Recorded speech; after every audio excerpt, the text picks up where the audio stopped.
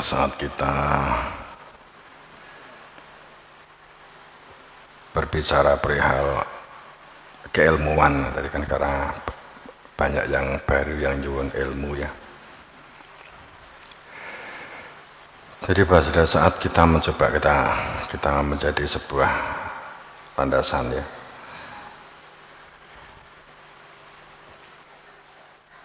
Inna fathahna laka fathan mubina. Fathan itu fatahna benar-benar, jadi inna sesungguh dengan sebenarnya kami membuka. Tadi saya matur, kami itu ada keterlibatan hamba, dibuka Garuda, disigar njurni dodo supaya di dalam dada itu ada butiran iman kepada kamu. Laka fathan itu masdar, artinya bahwa mutlak, bahwa ada yang membuka, ditunjukkan, diletakkannya butiran iman. Mubinan ini gak iso dibantah, fakta nyoto kasunyatan bahwa adanya hak, ada yang wenang, ada yang sah untuk dibuka secara nyata atas hakikat keberadaan fitrah diri yang berada di dalam dada untuk dapat mengenali keberadaan Tuhannya. Maka pada saat satu lingkup fi anfusihim, di dalam kalangan kamu sendiri, ditunjukkan keberadaan dia oleh hak yang wenang dan sah, maka liyaghfira lakallah, sehingga berada di dalam ampunan, berada di dalam ampunan dan di dalam perilaku ampunan. Wujud anugerah sebagai kesempurnaan atas sebuah nikmat, ditunjukkan keberadaan dia yang dibahasakan Lailatul Qadar yang 1000 bulan nilainya, itu karena tersempurnakan kehidupan yang batin. Kehidupan yang lahir berdunia digenapi dengan kehidupan yang batiniah dengan mengenali Tuhan. Maka itu disebut berada di dalam wujud hidayah sirot, tempat yang sangat lapang, komayakumu mustaqim. Itu adalah menjadi terus-menerus berada di dalamnya, tidak goyah karena keadaan dan situasi yang hanya sifat retorika, sifat lahiriah, sifat duniawi. Sungguh-sungguh kita lakukan, bersungguh-sungguh seprofesional mungkin, akan tetapi tidak kalut, tidak panik karena mengetahui tujuan hidup yang sesungguhnya dalam kepastian. Kalau diterjemah dari petunjuk guru kita, Shirathul Mustaqim itu lahir sungguh-sungguh menjalankan tatanan dunia yang intinya adalah tidak berpecah belah, pemberdayaan, budidaya. Kemudian yang batin itu selalu ingat kepada Tuhannya, zikir. Zikir itu ingatan hati keberadaan dia.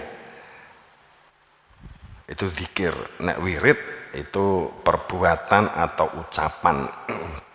Kemudian hanya mereka yang berada di dalam telah dibuka hati nuraninya, sehingga dalam kesadaran ruh daya kuat itu daya kuatnya Allah, dan rasa bertempat pada makrifat merasakan keberadaan dia dari yang hak, maka akan berada di dalam pertolongan yang sebenar-benarnya, pertolongan yang kuat.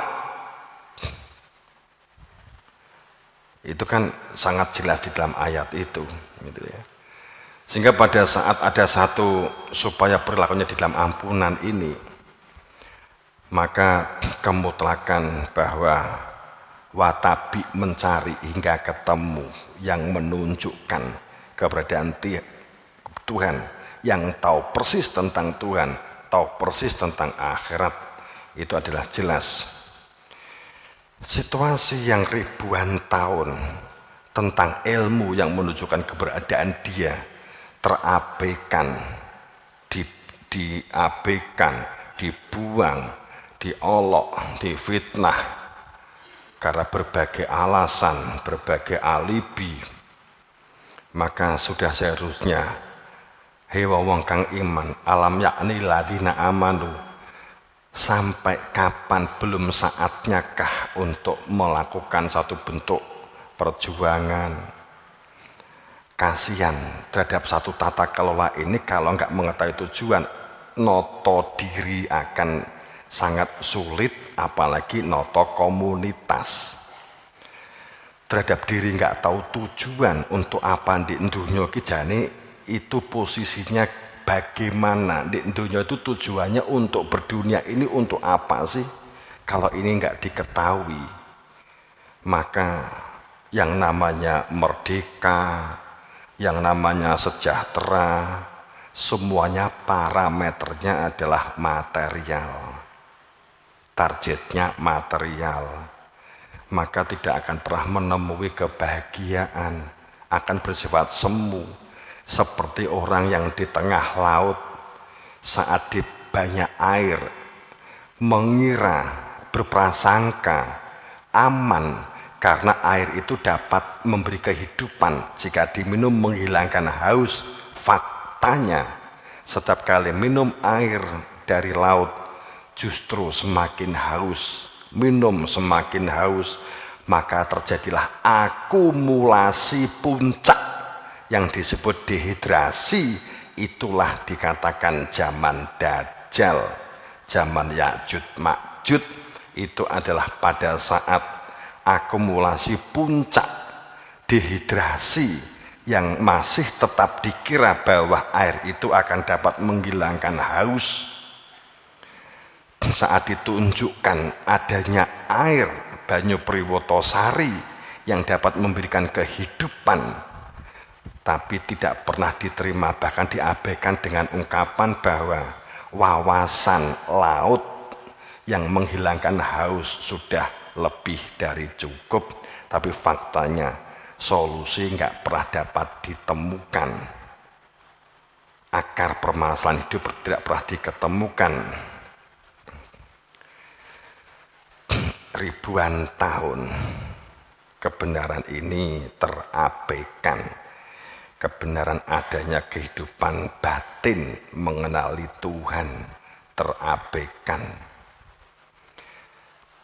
Kemudian saat qalu lau na'alamu qitalan lataba'nakum, sekiranya kami mengetahui akan terjadi peperangan, perang bukan dalam pengertian fisik seperti Rusia karo Kroasia, bukan ya, maka tentulah kami akan mengikuti. Orang itu terkadang itu bukan permasalahan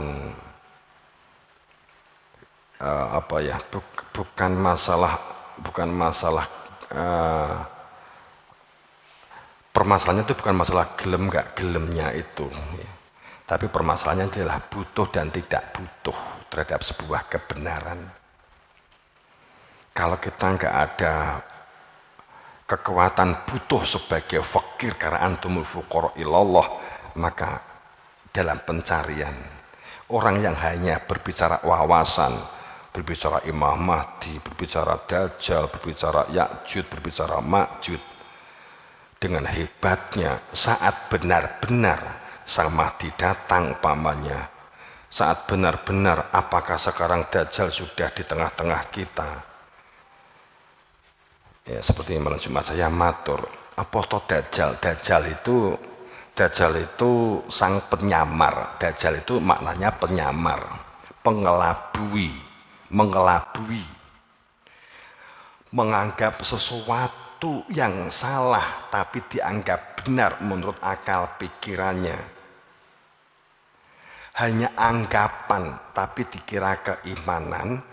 Ini akan mencapai titik puncak keemasan batin, ditempatkan menjadi emas yang bersifat material, akan menjadi sebuah puncak kelaliman, kedoliman, puncak serba puncak dalam pengertian kecarut marutan, kepanikan, kebingungan, alam Itu yang dimaksud di dalam makna sebuah dajjal. Puncak bermata satu.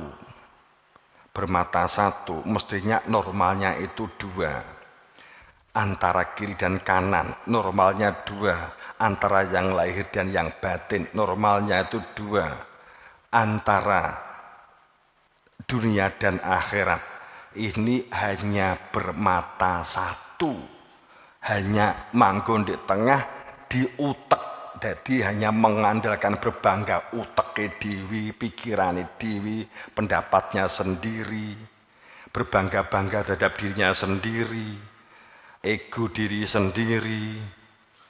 Hanya nafsu, hanya dunia, hanya uang, hanya jabatan. Ini yang dibangga-banggakan hebat untuk menjatuhkan orang lain. Kemudian terjadilah satu bentuk akumulasi, hegemoni, rasa nyaman terhadap pakaiannya. Sehingga menjadi bingung mana yang benar, mana yang salah, mana yang hak, mana yang batil. Ini namanya rancu semua, ambigu semua. Terjadilah puncak, maunya itu disembuhkan, maunya disolusikan, justru menambah masalah, menambah panik. Itu yang terjadi, itulah kategori puncak-puncak kedajalan. Banyak orang bingung mana yang benar, mana yang salah.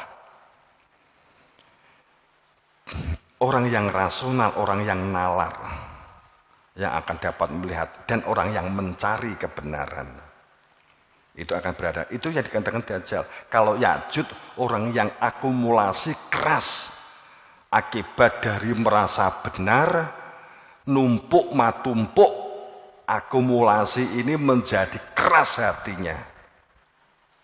Itu Ya'juj.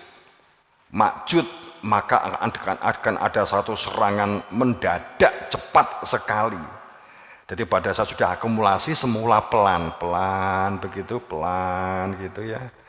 Kemudian pada titik tertentu akan ada gerakan cepat tiba-tiba. Lah, ternyata selama ini kita itu salah. Ini tapi seperti sudah terlambat. Makanya dikatakan benteng Ya'juj Ma'juj, ada yang berpendapat Tiongkok ya, itu benteng Tiongkok, pagar Tiongkok, tembok Cina itu loh ya, itu dianggap sebagai itu wujud Ya'juj Ma'juj. Apa sing diarani tembok itu apa? Temboknya itu sebagai pembatas yang menjadikan tidak bisa melihat kebenaran. Tembok ayo teke dhewe, tembok ayo nepsune dhewe, itu loh janjane sing diarani tembok Ya'juj Ma'juj. Ngapa nganggo Cina barang itu? Itu. Jadi wong judul itu diutak-atik gathok matuk cocok logi. Itu yang terjadi.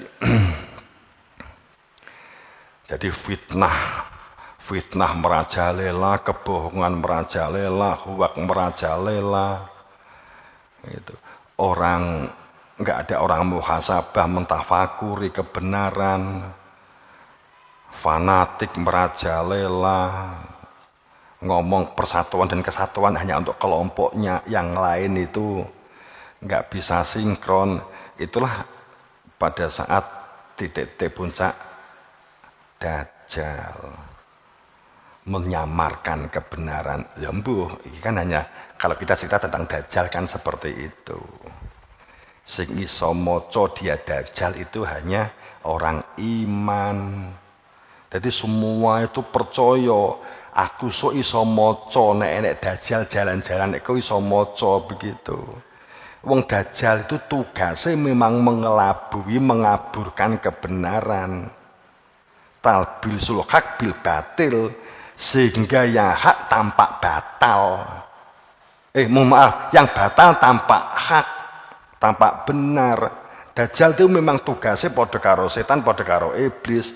Nah iblis kemudian gawe tulisan iblis, setan gawe tulisan setan, dajjal gawe tulisan di bathuke dajjal, kuwi jenenge dajjal goblok. Wong dek itu memang mencari orang lain supaya ikut dia. Karena dia tersesat, maka ngajak yang lain juga tersesat. Kok kemudian tulisannya dibuka, bathuke ombo ditulisi lu aku dajjal, lu gitu kafir, kuwi dajjal goblok. Gitu. Jangan kira dajjal ki pinter banget. Mula ditutup rapet kan gitu. Nanti supaya nggak dilihat gitu. Jadi orang melihatnya dia orang iman, orang takwa.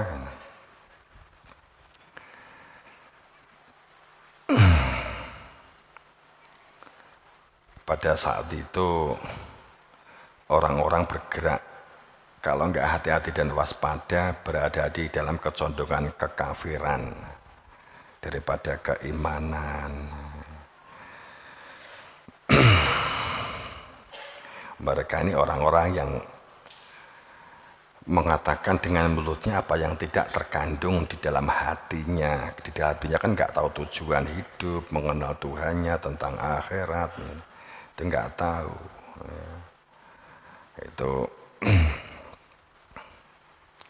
oke. Ini nanti setelah ini kita tutupan satu season bentar. Kita akan berbicara tentang hal yang inna atau nakal kautsar fasolil rabbika manakar inna sya'niyaka huwal abtar. Selama ini difahami begini, ini perihal Nabi Muhammad nggak punya keturunan, jadi suwi orang ngetokne keturunan, terus kemudian putranya maksudnya meninggal. Putranya meninggal, kemudian diolok-olok. Kemudian Nabi Muhammad sakit hati dan Allah gelo, akhirnya nggawe ayat ini. Yang terputus inasaknya kawal abtar. Yang terputus itu mereka jangan khawatir Muhammad, we koncoku gelo kan gitu. Masa Allah ngono sih ngarang. Ayo kita jelaskan nanti setelah ini. Muka awak dhewe ngaji di pondok ngono mbiyen.